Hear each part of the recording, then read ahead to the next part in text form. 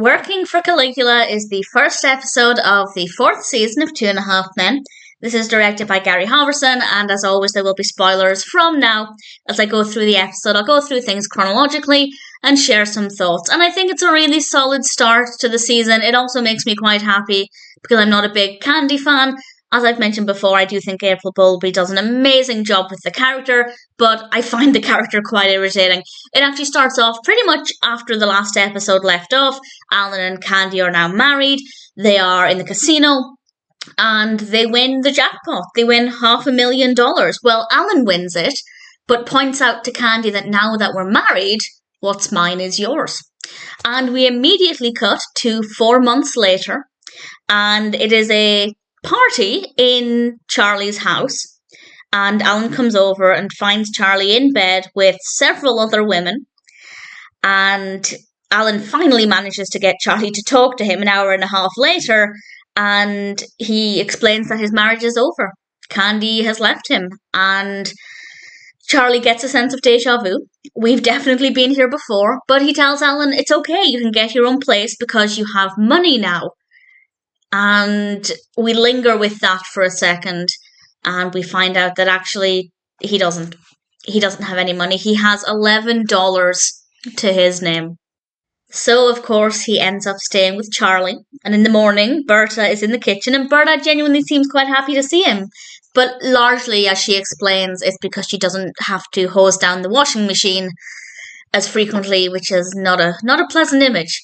And then Judith drops Jake off, and we have a rather funny, heartbreaking but funny exchange where Alan explains to Judith that he's no longer with Kandi, and Jake says, "Oh man," and Alan replies, and I think quite sensibly, Alan had a good response here. He said, "That doesn't mean you can't be friends with her," which I thought was very mature of him. And Jake replies, "No, I had December," because we just learned from Berta that there was a pool on when his marriage would break down. And Judith is so happy, largely because she won the pool, and also because she'll still get to receive alimony, even if Kandi takes him for all he's worth. I don't know how much of a leg to stand on Kandi would have in terms of getting whatever he had left out of him, her share of the $11, because it doesn't necessarily seem like he did anything wrong to break down the marriage. Kandi just clearly got bored at this point.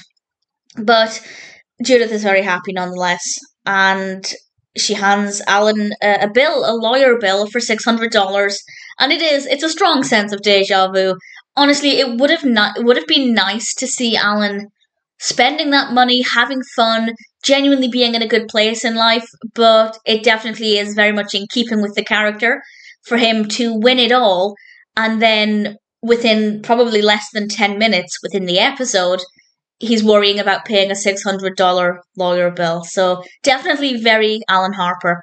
We have a moment with Charlie and Alan on the deck that I quite liked, and we have a great quote from Charlie. A couple of great quotes in this episode, but Charlie says, "Failure is nothing to be ashamed of. It's a part of life. It's how we learn." And that's not new information, but I think it's just always nice to be reminded of that we can't succeed at everything. And actually, when we don't succeed, it might feel terrible, but there are benefits.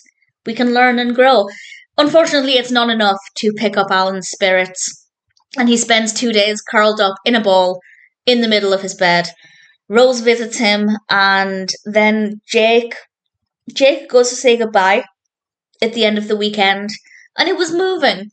Jake told him that just because his mother stopped loving Alan and Kandi stopped loving him, he doesn't need to worry about Jake. Granted, he finished it off by saying, "I kind of have to love you," but the sentiment was there. And I feel like that would have meant a lot to Alan.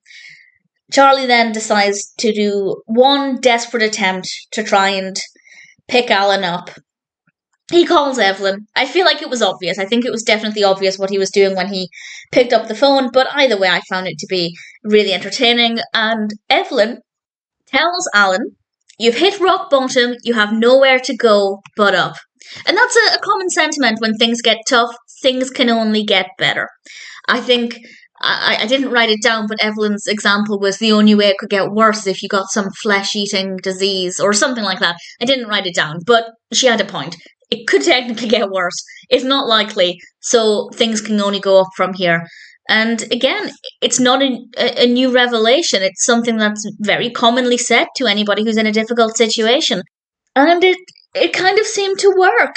And Alan basically came back to being his his old self. And we have Alan and Charlie, the Harper brothers, together again, and Alan's basically having a conversation with himself and talking very much the way Alan did before this episode. And it ends with Charlie curling up in a ball. And it was a nice way to end things. I think it was definitely really important to end this first episode with some element of the old Alan back. I think if we'd ended it with him still curled up on the bed, or if we dragged that out for too long, it might have just become quite depressing. But there's so much comedy in this, and so many great uplifting quotes, that I think they got the balance spot on, and taking us to a brilliant point at the end of the episode, I think, was definitely the right decision. Also, having an episode with all of the main characters, including Berta and Evelyn and Rose, that was a nice thing to do. So I rather enjoyed it. I definitely think that working for Caligula is a solid start to season 4. And I'm really looking forward to rewatching the rest of this season.